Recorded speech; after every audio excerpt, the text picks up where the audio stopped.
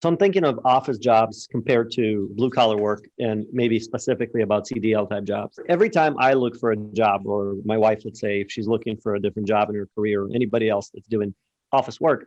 So you look at your resume, you update your resume, you're basically doing everything that you think the employer, potential employer is going to like and want to see. So you're putting together a cover letter, if that's still a thing. I don't think people do that as much anymore, but catering your resume to fit into the job description, which you're trying to apply to. And then when you come to the interview, you're trying to be impressive. You are the one, at least to some extent, selling yourself. I mean, in some cases, you're also interviewing the person who might be offering you a job. But regardless, you're trying to be professional. You're trying to be impressive. If you're inquiring about it, it's please and thank you. And afterwards, it's a follow-up email with standard stuff. Trucking is the only industry I've worked in where, because I'm reading all the comments and all the inquiries that people have when they're inquiring about what we're offering. So there will be no punctuation. A lot of time it'll be rude. It will be half sentences. It will be genuine insults sometimes. Assumptions stated as facts. Oh, you must be another 1099 crap carrier. Instead of asking, are you guys paying on W-2? What is it about this industry that makes prospective employees not appreciate the fact that there are some good companies, perhaps sometimes maybe conducting yourself in a professional manner is important here too, like as if it would be in any other occupation. Like, what is it about this industry that brings this out of people? I had a person the other day that commented on something I said on my channel, and you know, I've seen this more and more where there's less trust between employees and employers. And I think that you know, when you look at the overall nature of things, that's understandable. Mm-hmm. But I also think that there are a lot of people out here that are they're just really cynical, and they assume that everybody is gonna mess them over. Mm-hmm. And the trucking industry has a well-earned reputation for having sketchy practices. Mm-hmm. A lot of companies have sketchy, illegal practices when it comes to, you know, when it comes to employees. And, you know, you mentioned 1099, mm-hmm. You know, a lot, because I like to read stuff. I read Craigslist advertisements for truck drivers just to see what's out there, what people are saying. And, you know, trucking companies, sometimes they're their own worst enemies because they'll say stuff. And I'm like, here's an example. There was a company that was clearly owner operator. They were looking for owner operators. And then they're like, we have a passenger policy. I'm like, passenger policy? It's that if I own the truck, the passenger policy is whatever I say it is, you know? And then they were saying, yeah, we'll let you, even though you're an independent contractor, we'll let you bring a passenger for $10 a week. Mm-hmm. You know, and I'm like, who at that company thinks that's a great selling point? Right. You know, or stuff like we pay weekly.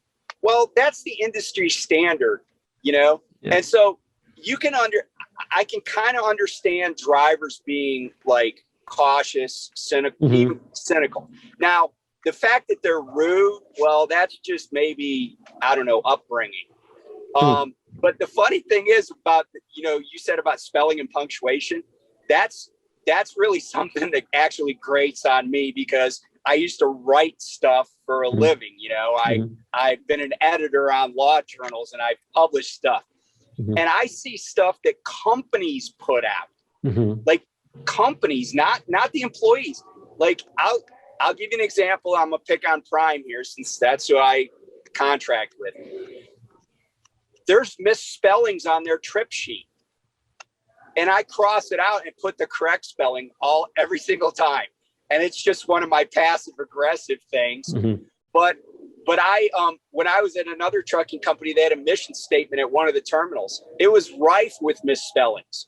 And I'm like, you know, like just internally in a lot of companies, there's like I said, a lack of professionalism, a lack Mm-hmm. of fit and finish, if you will.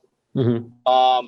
And I'm not saying that about GP Transco, Yeah. certainly, but a lot of companies, and again, this goes back to like, what do you want to show people? Mm-hmm. You've probably heard stories of a guy who gets a driver manager that graduated from college last week, and they throw him in front of a computer screen, and this person's, for like 80% of the time is determining what a guy's life looks like, Mm-hmm. assuming that 20% of the time he'll be on home time. But, even when you're on home time, it's like, oh, when are you coming back out or whatever?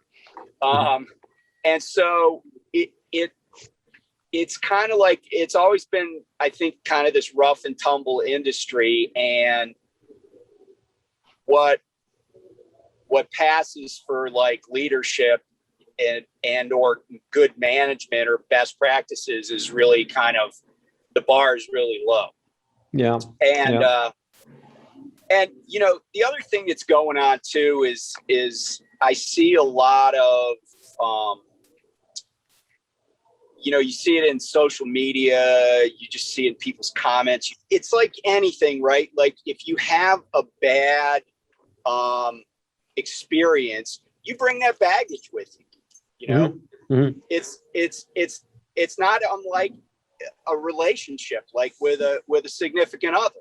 Mm-hmm. If you had a bad experience, a lot of times you take some of that baggage into the next relationship. Mm-hmm. It's kind of that way. And I think a lot of people that for years looked at trucking as like a large part of their identity, kind of going Mm-hmm. back to what I was saying about how Americans Mm-hmm. view jobs. There are a lot of changes in the industry going on. Mm-hmm. I think there are a lot of companies right now that could not survive in the marketplace if all of their female drivers quit. Mm-hmm. I think there are companies that couldn't survive if all their foreign-born drivers quit. Mm-hmm. And this industry for decades has been dominated by a certain group of people, right? Mm-hmm. And it was mostly just, white males. Mm-hmm. And so, a lot, this kind of mirrors society, I think, right? Like certain groups of people feel threatened in their, how they've wanted things to be, not saying how they were, but how they wanted them to be and their perceptions and stuff. Mm-hmm. And there were always barriers to entry into trucking, just like a lot of professions. And there still Mm-hmm. are. But it turns out, and I experienced this when I was in the military, how like you'd have these older guys that hated the fact that women were in the military or that there was going to be Mm-hmm. a woman that was a fighter pilot.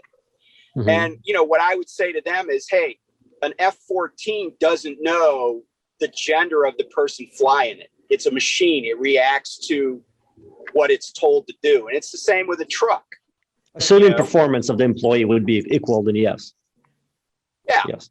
Yeah. Yeah. So it's like, just because somebody's a 25-year-old African-American female doesn't mean that she isn't as good of a truck driver, with a year of experience, doesn't Mm-hmm. mean that she's not as good of a truck driver and as valuable as an employee Mm-hmm. as some dude that's 60 years old that's been driving for 30 years.